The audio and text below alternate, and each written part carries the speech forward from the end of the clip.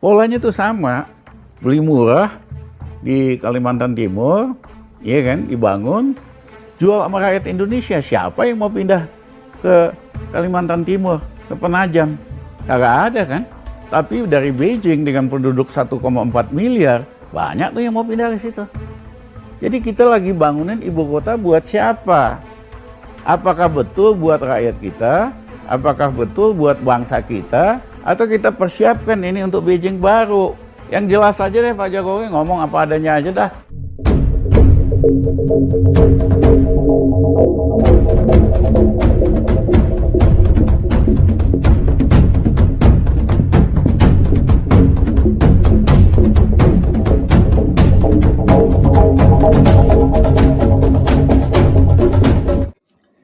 Bismillahirrahmanirrahim. Assalamualaikum warahmatullahi wabarakatuh. Saudara, dengan saya Edi Mulyadi dari Forum News Network FNN. Saudara sekalian, kemarin sebetulnya Senin, ini sudah agak telat bacanya, nggak apa-apa tapi saya pikir ya. 22 November itu ada berita Yusril hadapi Jokowi hampir 1 jam di Istana Merdeka. Bahas apa? Nah, gitu ya. Sebetulnya lucu juga, bukan lucu ya, memantik ke rasa keingintahuan. Kenapa Yusril bertemu Jokowi?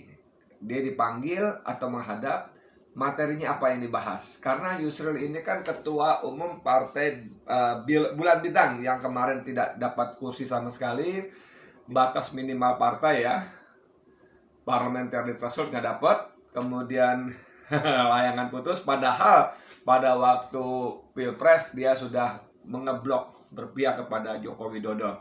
Oleh sebagian kalangan umat Islam, bahkan para ulama, Yusril, mohon maaf ya, Yusril, Anda dituduh sebagai pengkhianat. Apalagi ada embel-embel masyumi, apalagi orang terlanjur mengaitkan Anda sebagai kadernya Buya Muhammad Nasir, ya, pendiri Partai Masyumi dan ketua pertama, juga pendiri Dewan Dakwah. Dan ketika saya mendengar cerita bagaimana akhirnya PBB nyebrang ke sana, pun setelah banyak rangkaian peristiwa, misalnya Yusril dipanggil oleh para tetua dari Dewan Dakwah, tanda kutip diadili dan seterusnya sebagainya. Nah, sekarang kita baca beritanya, ngapain Yusril ke istana ya? Ketua Umum Partai Bulan Bintang PBB datang menghadap Jokowi sekitar pukul 11 siang. Hampir 1 jam Yusril bertemu dengan Jokowi di Istana Merdeka. Apa sebenarnya yang sedang dibahas? Dalam pertemuan yang juga dihadiri Mensesnek Pratikno ini, Yusril mengaku hanya ingin menyampaikan niatnya membantu Presiden mengusut berbagai persoalan hukum terkait Ibu Kota Negara atau IKN di Penajam Pasar Utara, Kalimantan Timur yang saat ini dibahas RUU-nya di DPR. Soal hukum, kata Yusril, antara lain soal kepastian hukum pertanahan dalam IKN. Yusril juga merupakan pengacara beberapa perusahaan raksasa pembangun domestik dan nasional. Yusril juga merupakan pengacara perusahaan raksasa, beberapa perusahaan raksasa pembangunan domestik dan nasional, akan mengorganisir peran swasta yang ingin membantu, yang ingin membangun kawasan komersial di IKN. Jadi sebagai lawyer sejumlah perusahaan besar pengembang, Yusril ingin membantu membangun kawasan komersial di IKN, Ibu Kota Negara Baru. Pembiayaan sepenuhnya dilakukan oleh pihak swasta sesuai dengan peruntukan lahan mengikuti master plan IKN. Tanpa pengembangan kawasan komersial, IKN bisa menjadi kota hantu, kata Yusril yang disetujui Presiden. Yeah. Jadi, sorry ya, jadi semacam apa? Maklar, calo, comblang, membawa kepentingan para konglomerat. Anda kalau nyuruh saya, tolong bawain buku ke rumah Bapak Anu, nah, gitu ya. Kira-kira kalau saya bilang, iya boleh gue bawain, tapi tolong dong isiin bensin motor gue. Kan lumayan nggak bisa jalan kaki jauh. Ya ini buat beli bensin 20.000 misalnya ya. Jadi Yusril menawarkan diri kepada Jokowi atas nama kepentingan para pengembang besar. tolong bawain buku ke rumah Bapak Anu, misalnya di Tanah Abang gitu. Ya sini bukunya gue bawain, gue sekalian lewat, tapi tolong dong isiin bensin gue 20.000. Paham maksud saya ya? Paham ya? Kalau saya dijelaskan paham ya? Ini memastikan bahwa sektor swasta tidak akan sedikit pun membebani pemerintah. Mereka ingin berinvestasi dan membayar tanah sesuai dengan ketentuan pemerintah. Bro, bayar tanah di Penajam Pasar Utara Kaltim itu berapa ya kira-kira harga tanahnya ya? Jangankan harga di sana, harga tanah-tanah di Jawa saja, di Pulau Jawa maksud saya, kalau dia akan jadikan daerah pemukiman oleh para pengembang itu, harganya dibanting ringsek ya. Kemudian dijual dengan harga puluhan, ratusan, ribuan kali lipat dari harga pembelian. Kepala negara menyambut baik masukan dan pendapat terkait pembangunan IKN. Terkait aspek hukum, Presiden menyampaikan rincian permasalahannya untuk dibahas dengan Mensesnek Pratikno dan Menteri PAN PPN Kepala Bappenas Suharto Monoarfa. Presiden sangat antusias membahas IKN dan berharap pembangunan IKN dan pemindahan ibu kota Kaltim berjalan sesuai rencana, pungkas Yusril. Saudara sekalian, ini seru banget ya. Seru bangetnya karena apa? Pemindahan ibu kota negara itu oleh banyak sekali pihak dikritik. Dikritik pertama dari sisi prioritas. Ibu kota negara, pindah ibu kota negara dari Jakarta ke Kalimantan Utara sama sekali tidak prioritas. Ya kan? Satu. Kedua, karena pendanaannya sangat-sangat besar, lebih dari 400 triliun. Kritik kedua itu diarahkan kepada seandainya, bahkan seharusnya Joko Widodo mengalokasikan anggaran yang sudah sangat terbatas itu untuk fokus pada penanganan COVID, untuk fokus kepada pengadaan pangan, untuk fokus masalah kesehatan. Kalaupun mau agak sedikit belok, untuk fokus pada ketahanan energi. Bukan untuk pindah ibu kota yang sama sekali nggak ada urgenitasnya, nggak ada mendesak, itu nggak ada gitu loh. Lagi lucu juga nggak, pemerintah sampai menggelontorkan dana tidak sedikit untuk kereta api cepat Jakarta-Bandung lewat APBN yang dari awal sudah dibilang tidak akan melibatkan dana APBN bla bla bla bla, ternyata bohong itu. Supaya kereta api cepat Jakarta-Bandung tetap bisa berjalan sesuai dengan bukan sesuai lagi, udah lewat waktunya kan, 2019 rencananya akan diresmikan. Itu lalu ngapain kereta cepat didorong, dibiayai APBN segala macam kalau ibu kota pindah ke Kalimantan Timur. Dan ketiga lagi, dari sisi kedaulatan, dari sisi lingkungan hidup, Walhi dan beberapa sejumlah LSM lingkungan hidup sudah membuat kajian-kajian yang sungguh-sungguh sangat berbahaya. Sangat berbahaya, akan menimbulkan bencana dari sisi ekologi dan sebagainya. Dan yang paling penting, tidak kalah pentingnya dari sisi kedaulatan. Siapa nanti yang akan tinggal di sana? Adakah orang Bogor, orang Ciseeng, orang Tegal, orang Indramayu, orang Semarang, orang berbondong-bondong tinggal di sana? Untuk apa? Siapa yang akan tinggal di sana? Makanya Rizal Ramli, ekonom senior itu, tokoh nasional itu mengatakan jelas, jadi untuk siapa IKN itu? Ibu kota baru itu siapa? Itu untuk Beijing baru, kata Rizal Ramli dalam waktu. Polanya itu sama, beli murah di Kalimantan Timur, ya kan, dibangun, jual sama rakyat Indonesia. Siapa yang mau pindah ke Kalimantan Timur, ke Penajam? Kagak ada kan? Tapi dari Beijing dengan penduduk 1,4 miliar, banyak tuh yang mau pindah ke situ.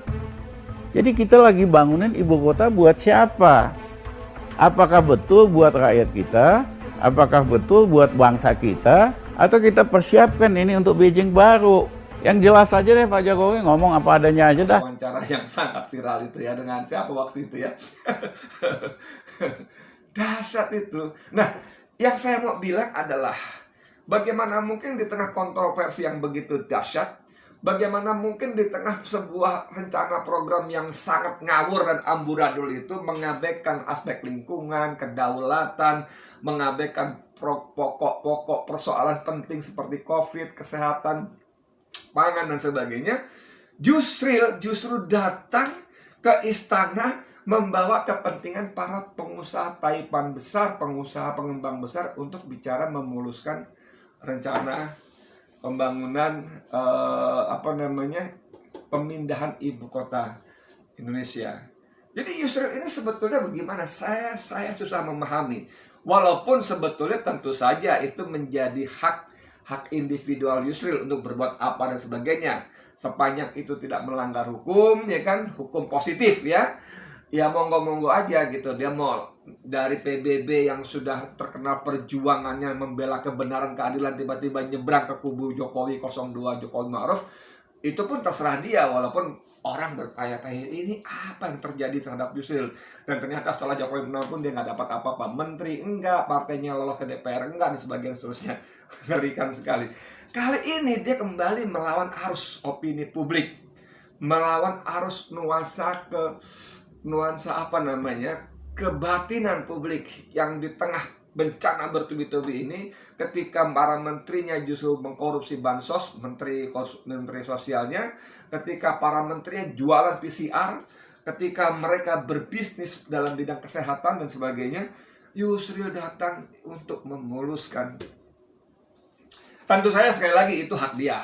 Tapi menurut saya sebagai seorang yang dianggap tokoh, apalagi seorang yang dianggap pernah menjadi representasi tokoh Islam, masa sih Yusril mampu, bisa, dan tega mengabaikan hal-hal itu semua? Tapi lo kok nyinyir? Itu urusan dia lah.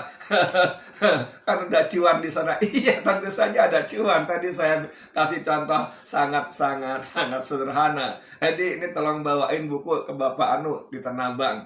Ya udah sini, tolong dong.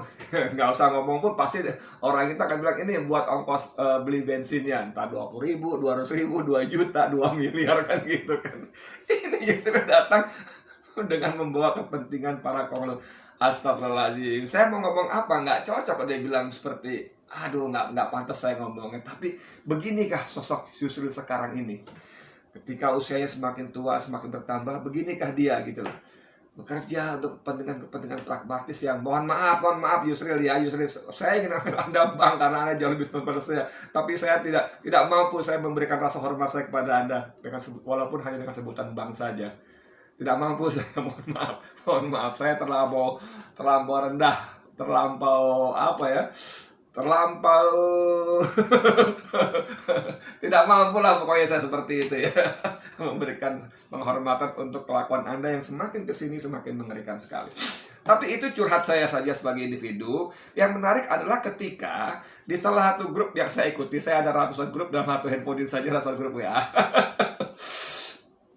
Ada bercandaan dari komentar berita ini. Dia tulis misalnya ada seseorang, Jokowi mau mundur konsultasi ke Yusril. Katanya. Yusril itu jangan lupa, dia pakar hukum tata negara. Waktu saya belum baca beritanya, ada komentar ini, saya pikir-pikir, iya benar juga, apa iya ya?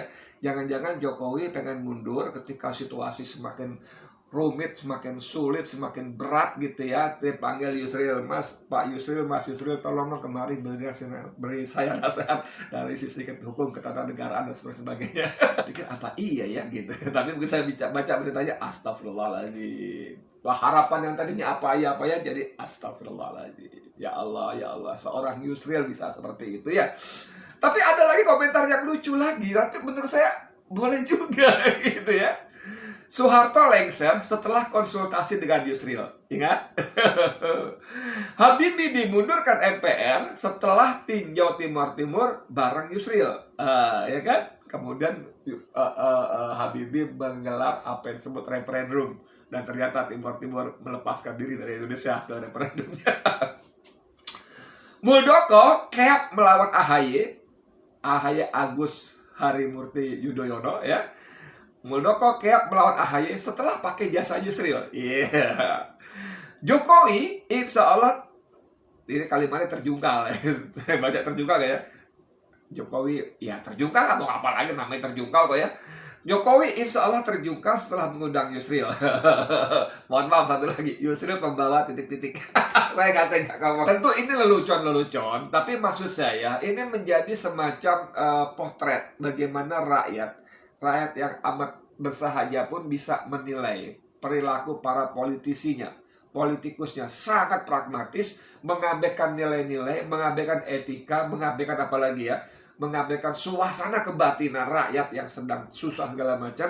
Ini ada seorang Yusril Iza Mahendra datang ke Jokowi membawa kepentingan para pengembang raksasa untuk mengkomersialisasi sebagian lahan dari ibu kota negara baru.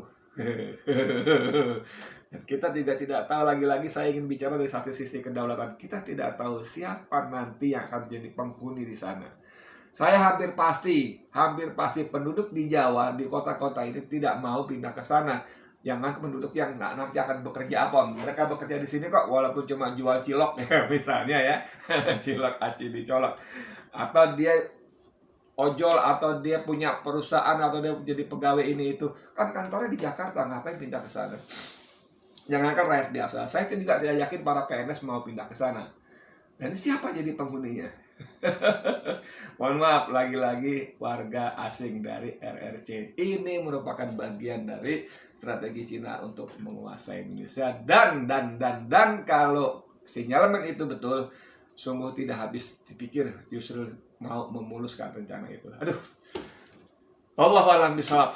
Saya hanya menduga-duga yang saya juga takut dengan dugaan itu. Mudah-mudahan keliru, mudah-mudahan salah, tapi terlampau